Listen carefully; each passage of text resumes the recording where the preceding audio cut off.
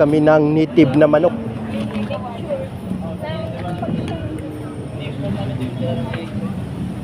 Ayan o. Native ba to, sir? Oo. Yung itlogan. Ayan, 220 ang kilo. May mga itlog pa oh.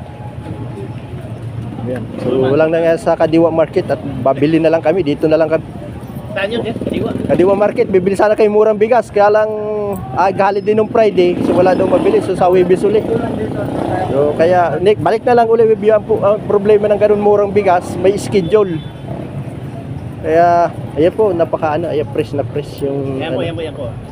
Ano to, kailangan medyo lagayin siya kasi medyo ano siya, no? Medyo matigas. Oo, so kailangan lagayin nyo lang po, may mga itlog-itlog po. Kunting nagalang po mga sir. Pero Oo. pag Ha? napalabot nyo yan, napakasarap po. Oo, ayan nga, ang ano yan, adobo sa gata o kaya kaldereta.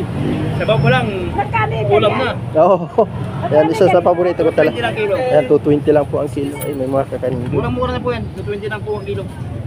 Mga guys. Ayan, native. Sige po.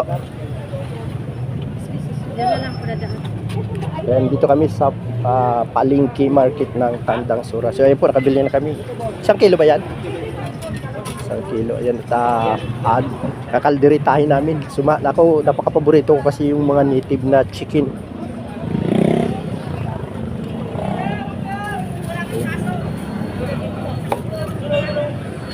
Ayan po, kami, ayun, ako nang bibilin pa nung jowa ko. Saan po kayo pupunta yun?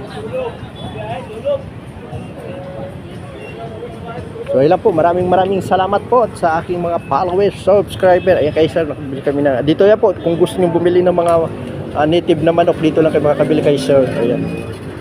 Sa Tandang Sura Market. Ayan, tagal ko naghanap, ang tagal niyang hindi nabita. Muli ngayon, nasumpuhan ko na naman si sir. Ayan, maraming salamat. Ito na yung binili naming native chicken sa Palengke ng Tandang Sura. Kung saan yan, pinalalambot na po.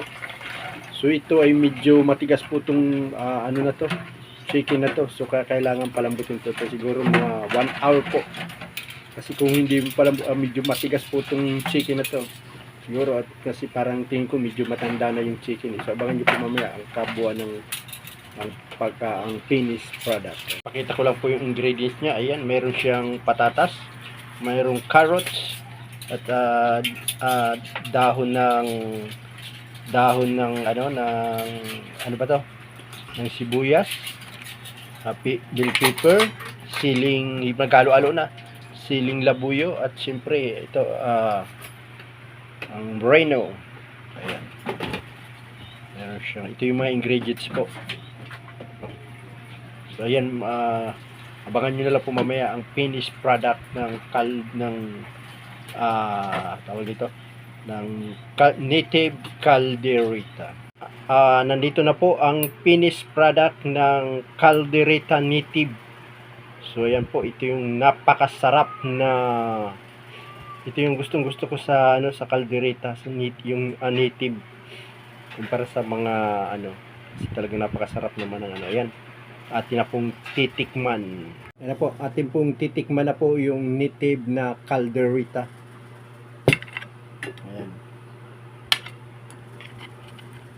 So ayan po, talaga namang napakasarap.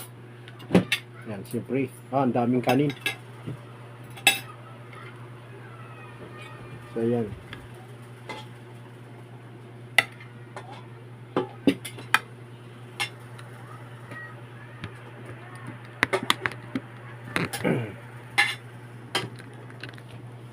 So ayan po, tayo na po ay kakain na. Ayan. So ayan po, kain po tayo.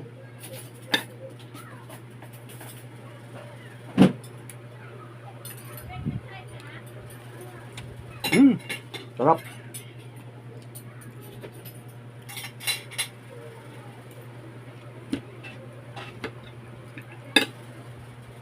Ayan po, ito na yung native caldereta.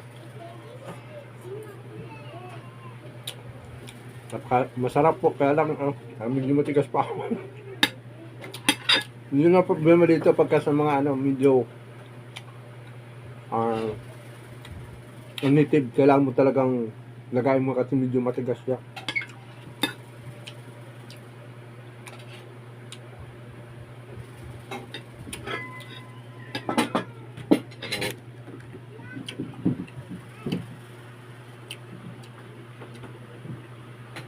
Wala po. Bye-bye.